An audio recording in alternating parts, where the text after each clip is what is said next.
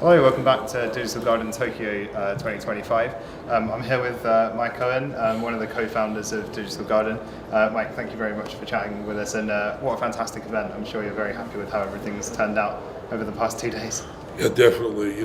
Doing something for the first time without a huge corporate base to start from and relying completely on people trusting you that you know what you're doing has been an interesting test, but It looks like it's, at least for the first time, came through very well. Definitely.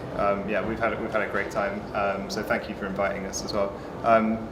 That word, you mentioned trust there. I think that word's come up a lot over the last 2 days, and both as like a mission of what Digital Garden's trying to do, like building that trust between the industry, and also I think something that's just kind of like necessary for it to move forward in the way that everyone here envisions. Why don't you just tell us a little bit about kind of like how you see yourselves factoring into that kind of like dynamic? When you do business in Japan, there's such a alienation with the outside world that you do things internally.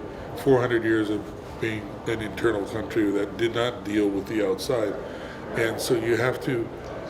With the West, they have to learn to stand on the ground. With the Asia, they have to learn that Asia's come up and that we're all in the same game together. We're all playing the same game.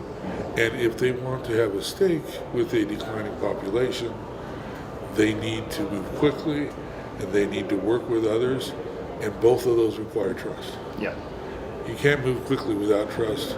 You can't work with others without trust.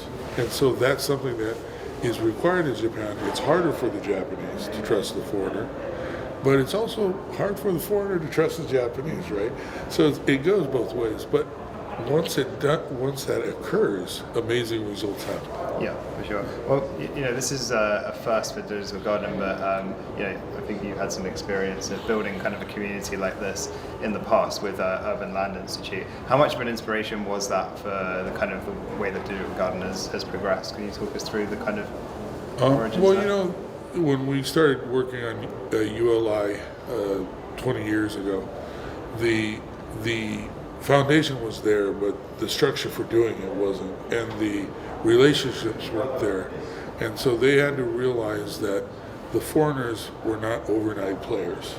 They're there for the long term. And once the Japanese got around that and that they could trust the foreigner got to the point where they realized the Japanese were actually good players, and they started working together. You get access to great opportunities, great developments, and it went from an industry where only the foreigners bought finished product to now they build finished product. Yeah. And so it's an amazing kind of escalation of a presence. And the same thing has to happen, Just because 3 data centers have been built or 4 data centers have been built does not mean an industry has been built. And they've been doing it in the easy part. Tokyo is a cosmopolitan area. Osaka is a cosmopolitan area. Now it gets harder, right? And now those relationships become harder and harder. But once they're developed and there's trust, you have access to capital, you have access to local personnel working together. You can do amazing things. Definitely. I guess one thing that we've seen a lot, or we've been asking everyone here, as you mentioned, Tokyo and Osaka are very much the hubs of the Japanese data center industry for now.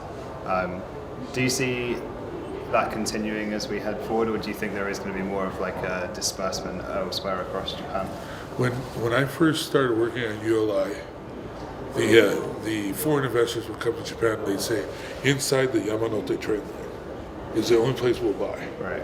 And then it was all of Tokyo, maybe some of Saitama and Kanagawa, but not Osaka. That's a scary place. Then it was Osaka. And it's this gradual expansion that happens. And the one thing with the data centers right now is you need space. And the nice thing about it is there's a lot of space in Japan if you know the countryside. And the countryside needs data centers because it needs tax dollars. Right. So there is a win-win here. And that's not so much the case in Osaka and Tokyo, where they're going to worry about, oh, is it too hot? Is it too noisy? And there's people all around, and they don't want one there because they don't understand it. Countryside, there's space.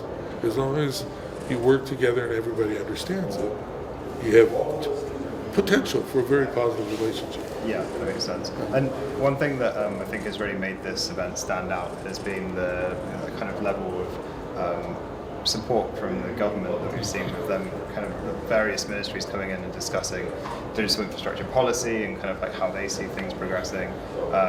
What do you think are like the number one thing that you would ask for in terms of helping to, progress the Japanese data center market forward from those guys? One, I think everybody can be pushed to move quicker.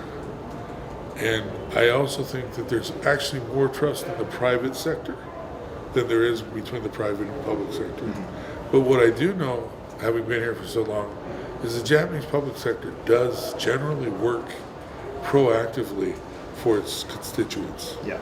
And so if we can kind of pierce this unneeded veil of separateness and work together, and they realize it's a digital age, not an analog age, I think there's a lot of potential. But real estate data centers, the biggest problem or difficulty is it takes 4 to 8 years to build these things in a world that in 4 years is totally different, let alone 4 weeks. Yeah. So how to get that done quicker with a product that can be evolved or shaped repeatedly over the years is something that has to be confronted, dealt with, and implemented. Yeah. Makes sense. Mike, thank you so much for chatting with us. Really appreciate Thank it. you. Congratulations again on a great event. Thank you. And you can check out thetechcapital.com for more news, views, industry insights.